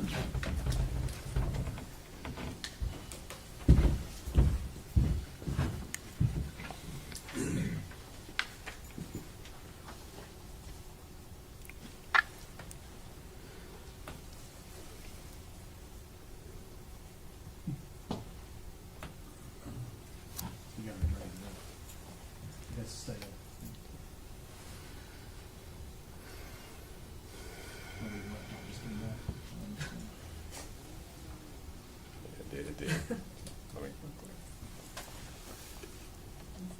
Yeah, it's up there. There you go.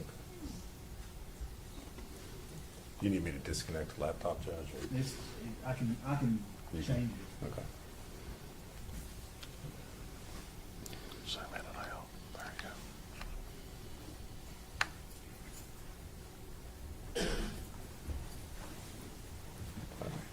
Continue.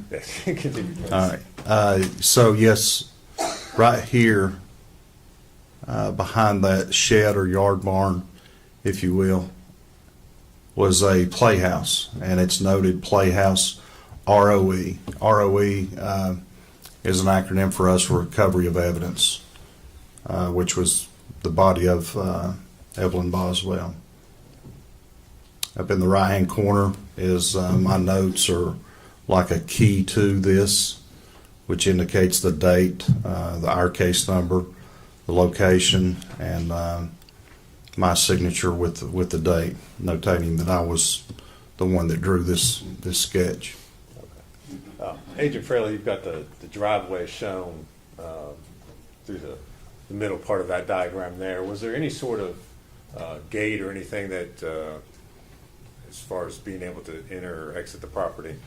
I recall, I think there was a gate at the bottom from Muddy Creek Road to the driveway. All right. Okay.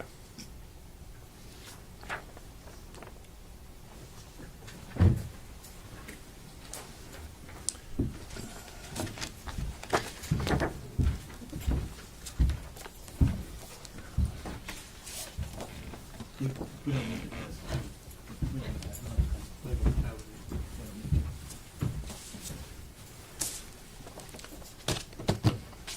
Now, Agent Fraley, you identified an outbuilding that was there on the property. You had said that's where you went first. That's correct. Okay. And I guess tell us what you found or what you observed when you went to that outbuilding. What was found there were multiple boxes of belongings of Megan Boswell that contained a variety of items specific to a young child. I recall there were clothing items, diapers, medicines, toys, those kind of things were the most common thing in those boxes.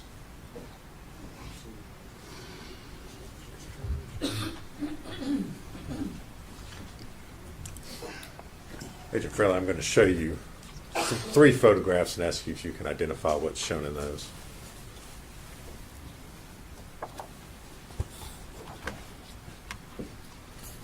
And so the first one is the yard barn or shed that was described and depicted in the sketch.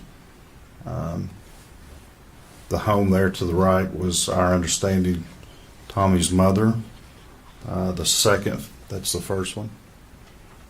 The second one is the same yard barn or shed, except in this one it has a picture of the what we were describing as a playhouse behind it. And then the third and final one is a closer photograph of the yard barn or shed with those items I just described.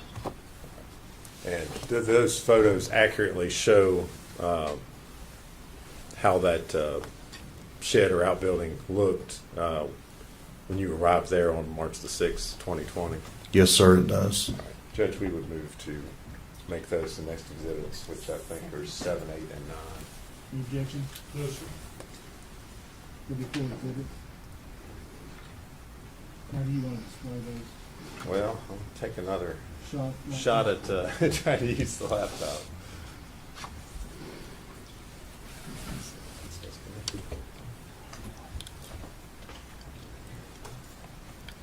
General, which order did you want these pictures marked? Whatever. I want them the way he described them. First one, the yard barn with the home. Second one's the yard barn with the playhouse behind it. Third one's the close up to the yard barn behind it.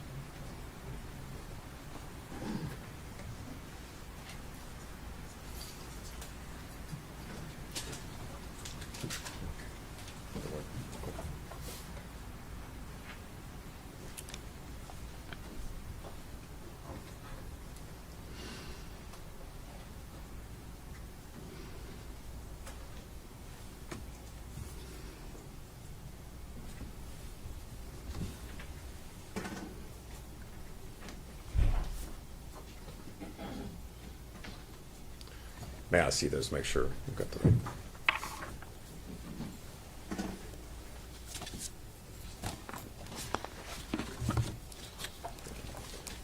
All right, Agent Fraley, I've got up on the screen what's been introduced as Exhibit 7. If you would tell the jury what they're looking at. So this is the yard barn or shed that I was describing. This was the home that was described to us as Tommy Boswell's mother. and then the items there that you can see with the open door inside of the shed or yard barn.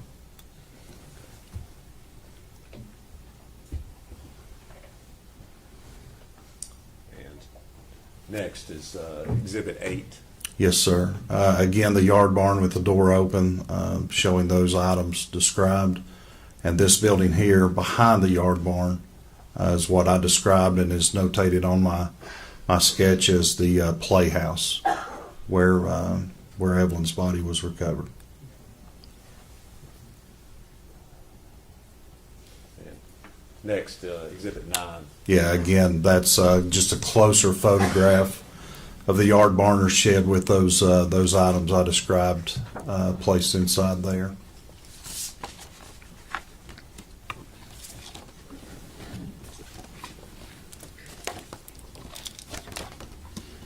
All right. Did you participate in, or I guess what did you all do with the items that were that you saw located in that outbuilding there?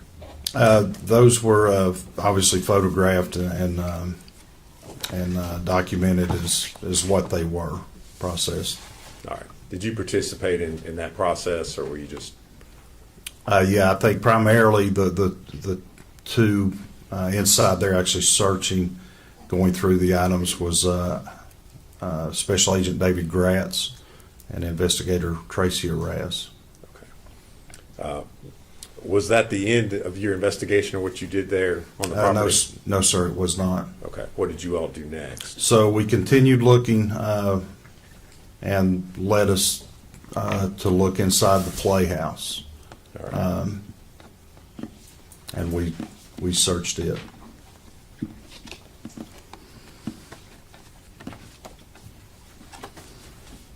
And what did you find, if anything, upon looking in the playhouse? There were, once the door was opened, right inside the door, as the opening of the door, was a trash can, like a tall kitchen model, common trash can, and 2 bags of trash beside of it.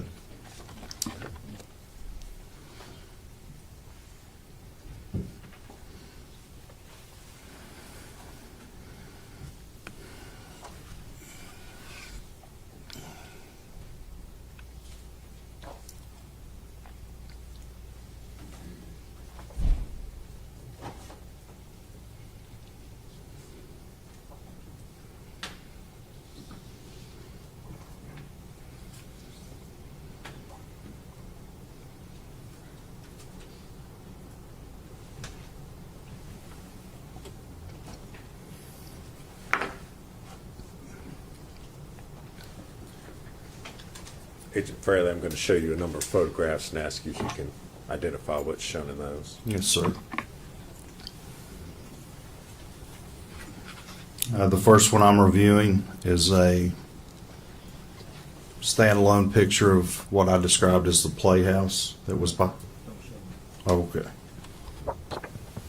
The second one is a closer of the playhouse, a closer proximity with the door open. The third picture is the same thing with the door open. Third one is a closer photograph with the door open. It does depict, the third one depicts the trash can with the bags of trash, as does the second one depicting the trash can. The first one, the door was closed. The next one depicting an open door with the trash bags and the trash can. The next one, assorted items that were inside the playhouse, and they appeared at that time. They had been there longer than the trash can and trash bags. Again, picture from outside the playhouse looking in where the trash bag or the trash can was. And it's a closer picture that depicts a black trash bag in the top portion of the trash can.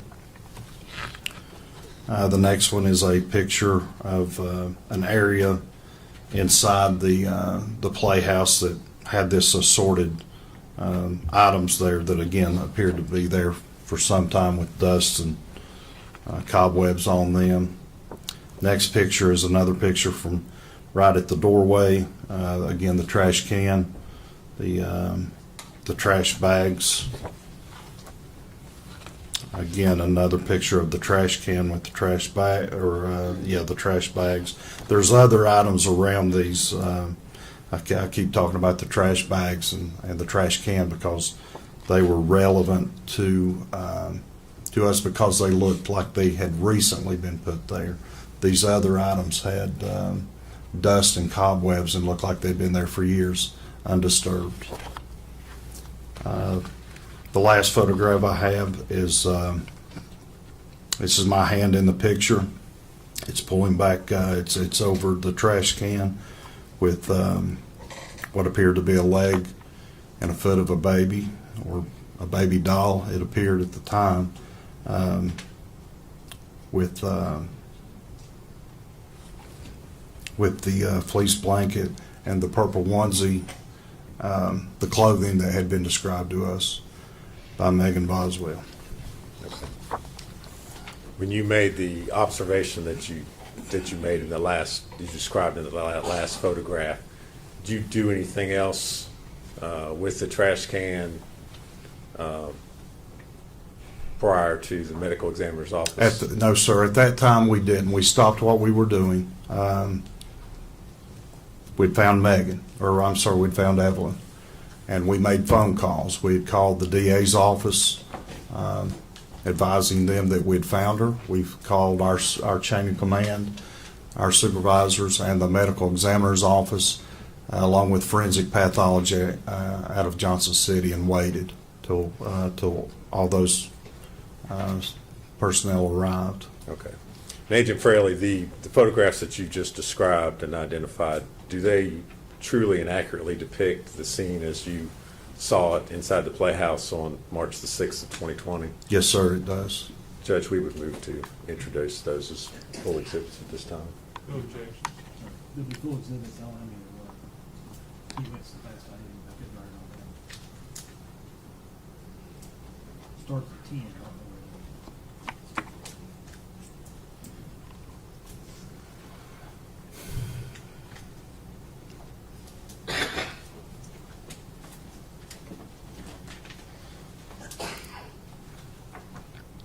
Ten through 19, Judge.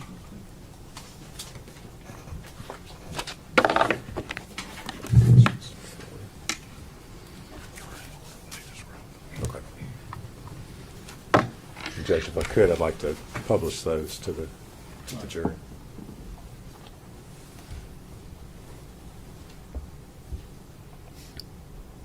All right. Agent Fraley, I'm going to start with Exhibit 10. Yes, sir. You would describe what the jury's looking at. That's a playhouse that was located behind the yard barn. And if we're looking at it that way, the outbuilding would be where? The outbuilding yard barn shed, as described, would be to the left out of the picture back this way from the yard barn or from the playhouse. All right. And the door, as we're looking at it, that door was closed when you arrived. Yes, sir. That's how we found it. Next, I'm going to show you Exhibit 11. Same playhouse with the door open. Okay. And if you look inside the door right here, this white trash can is the trash can that I was describing as I was reviewing the photographs. All right. As you opened the door, was anything disturbed or moved, or did anything shift? No, sir. Nothing fell out onto you. As you can see, there's a front porch there. It was opened, and it is as it's seen. Obviously, trash can's kind of tilted the way it is there, and the other items throughout the playhouse. All right. So the only difference between the prior photograph we looked at and this one is that you all have opened the door so that you could see inside. Is that correct? That's correct. Okay. Next, I'm going to show you Exhibit 12. Same, obviously playhouse, just from a different angle. You can see the trash can there on the left, and those two, you can see the main portion of one bag and partial portion, excuse me, of a second trash bag, two white trash bags there. Obviously, other items, the blue tote, the brown piece of furniture, and other items there. Now we're looking at Exhibit 13. Yeah, again, there at the Playhouse, just a closer angle or closer photograph Okay. right inside the door. You mentioned earlier that it looked like or appeared to you that some of the items had been there for quite a while, and that some of them did not. Yes, sir. Is there anything in that photograph that indicates that to you or that you could see? Yes, sir. So the trash can and the two bags appeared to me that they had been placed there recently. The other items, like I said, the blue tote, those other things, these right here, that cardboard box, these items back here on the shelf, they just look dated and like they'd been undisturbed for quite some time because, again, they had dust and cobwebs located throughout the Playhouse, except for that portion right there, right at the front door. Now I'll show you Exhibit 14. Yes, sir. What are we looking at there? Same thing. That's right inside the Playhouse to the right. If you just stuck your head into the Playhouse from the doorway, this would be to the right. And again, these items you can see specifically on this bag here. Well, a lot of these things, it's just dust covered, indicating to me that it had been there a while. Agent Fairley, if you're looking at the lower right-hand corner of the photograph, is that the door frame right This there? is the right-hand door frame with the clasp for a lock.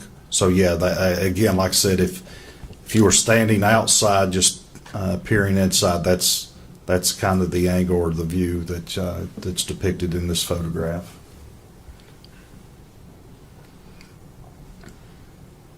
All right. Now showing you Exhibit 15. Yes. The trash can again, this is taken from outside the doorway. This is me here. So the photograph depicts me, and then inside here, and the trash can with the black trash bag unraveled at that point. Had the trash bag been pulled up out of the trash can, or was that Just as kind you of like saw the it? top was opened. All right. The trash bag remained in the trash can, but the top was opened. Now showing you Exhibit 16. Again, looking inside, it was a very small Playhouse. I don't recall the dimensions, but maybe 10 by 10, 12 by 12, small floor plan with that, and then those were steps leading up to like a little loft inside that Playhouse.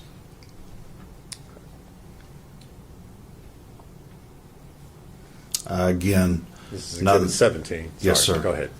Again, just another photograph of the trash can and the two bags. There's a keyboard there, a piece of furniture. Again, the blue tote. Just multiple pictures of kind of like the same thing, same angle, same point of view. Just multiple pictures of that. Again, the trash can again.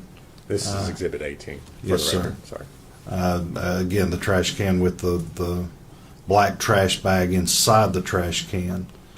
Blue tote, other items there inside the Playhouse.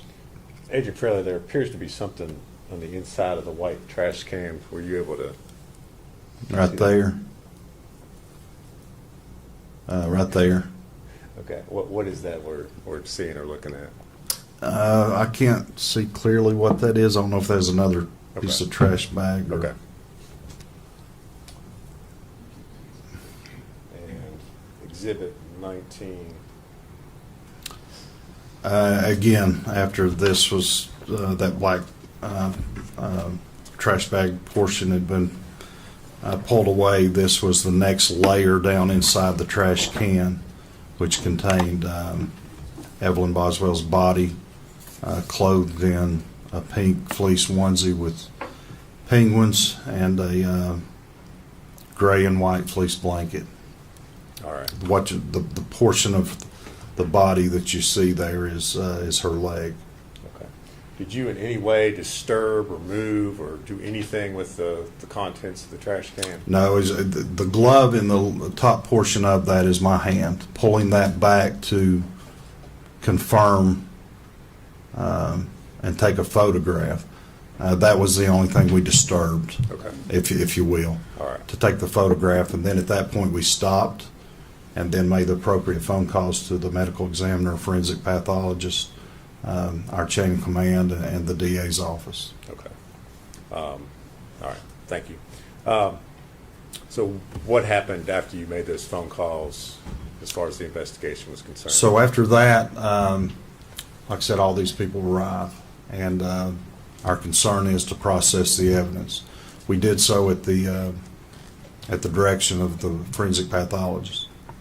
And so what decision was made was on that front porch of that playhouse, which was just right outside the doorway, was to place a body bag there on the front porch. Open, they unzip and they open. So we placed a body bag there, and I brought the trash can out, and we started removing the contents of the trash can onto the body bag that was opened. All right. And did you participate in that process with folks from the medical examiner's office? Yes, sir. It was Laura Parsons, who works with the forensic pathology, and Dr. Matrina Schmidt, who is the forensic pathologist there. Okay. And so you actually helped them and assisted them in removing the body from the trash can? Yes, sir.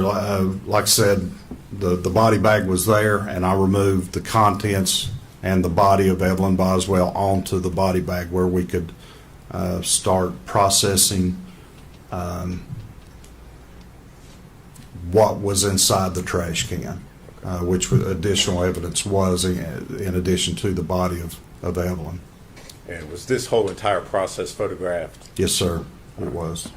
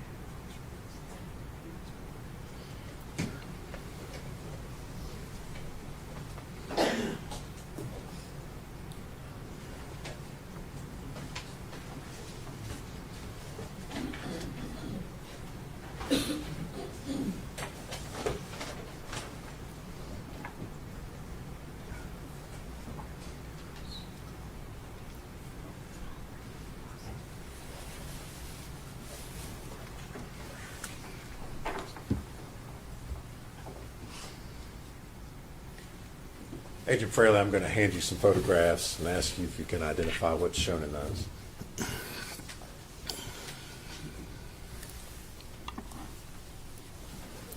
The first one is, as I just described, the body bag that's unzipped and placed on the front porch on top of paper. I think it was butcher paper we rolled out, but the first one is me removing the contents of the trash can, which included Evelyn's body. That's my arm in the top portion of that photograph.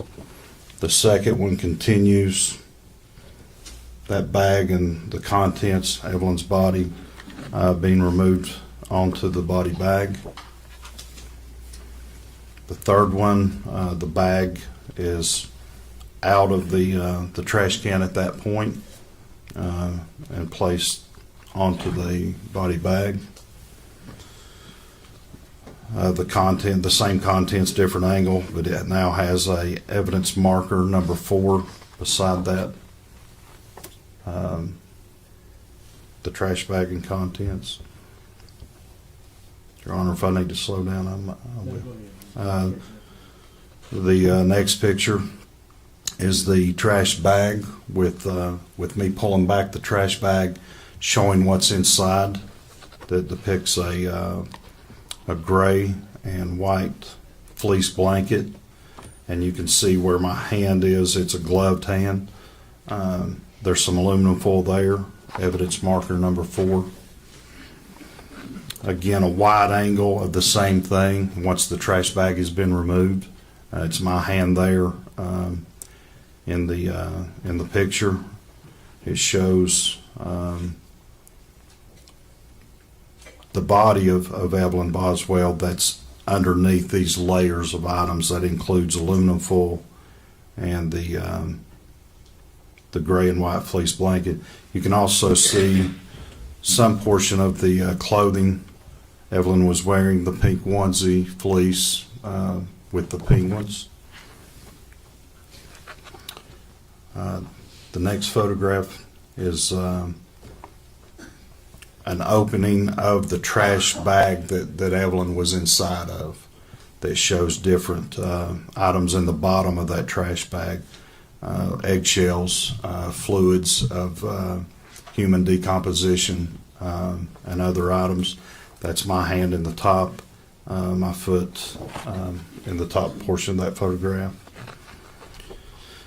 The next photograph is again the same trash bag with the contents that I just described, with the body of Evelyn to the right of that. That's going to be her head and upper portion of her body that's wrapped in this aluminum foil. The next photograph is just the body, again in the same state, with the aluminum foil, the blanket, the onesie.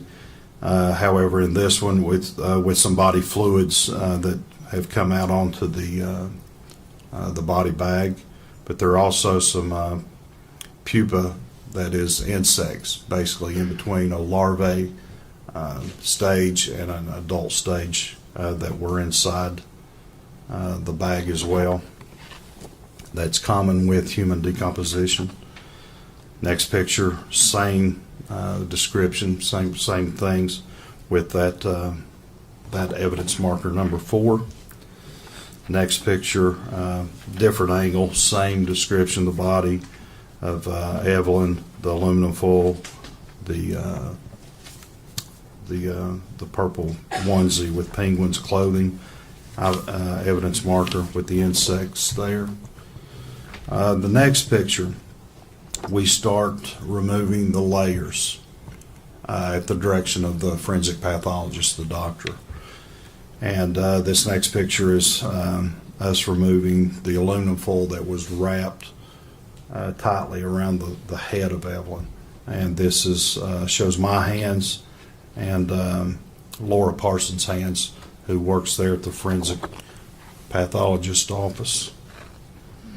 Next picture, same thing. We're continuing to remove the aluminum foil from her head. So this is the first picture that shows the head of Evelyn and her upper torso, and her head is in a backward position, situated abnormally, where the body had been shoved, that we believe, down into the bottom of the trash can. Next picture is same picture, body of Evelyn with the aluminum foil removed, showing advanced decomposition, some body fluids there lying on the body bag. The next picture is a same picture, the body of Evelyn wrapped in this this fleece blanket with the purple onesie, just a different angle on the body bag. Next picture, same thing, a different angle. And then the next picture is where, again, is describing how we're processing this, is removing it a layer at a time. So this is a picture depicting the first part of removing the fleece blanket from Evelyn's body. And then the next picture, it's a black and white photograph with the fleece blanket removed and just showing the body of Evelyn. Advanced decomposition, again, the pupa there, which was numerous of the insect activity. And then a color photograph, the last photograph, same picture of Evelyn's body in the pink fleece onesie there on the body bag with human bodily fluids around her head area. Agent Fraley, the photos that you just described, are they a true and accurate depiction of the process that you all went through Yes, sir. that night in removing Evelyn's body from the trash can? Yes, sir, in the different stages of removing layers. Judge, we would move to make those full exhibits this time. So, Judge. This first one, 20. First one's 20, I don't know what it is.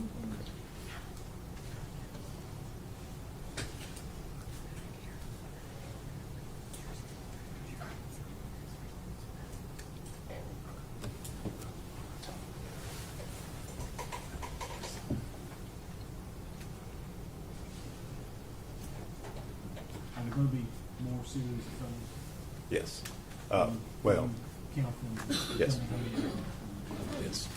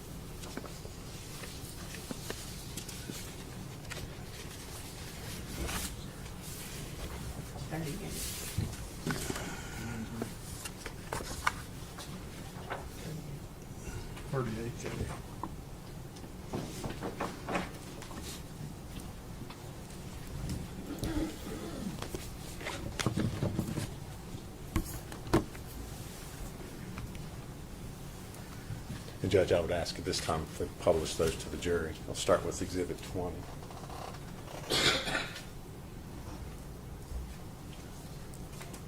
Agent Fraley, if you would describe for the jurors what they're seeing in this photograph. So this is after we remove the trash can from inside the playhouse. Like I said, this is my arm, and it's the first stage of removing the contents of that trash can that included the body of Evelyn.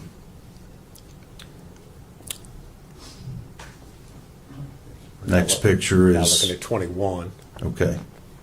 This next picture is again the continuing process where the bag is almost removed from the trash can that contained the same items. That's my hand there. And the top portion of that, Laura Parsons' hand here, who's from the forensic pathologist department. All right, so with the state almost done with their questioning and a 15-minute break coming, I'm going to end part 1 of this. I have to get on and do the Monica Cementelli trial. So we will finish up the rest of day 1. Just look for part 2, and we will be back on that this evening.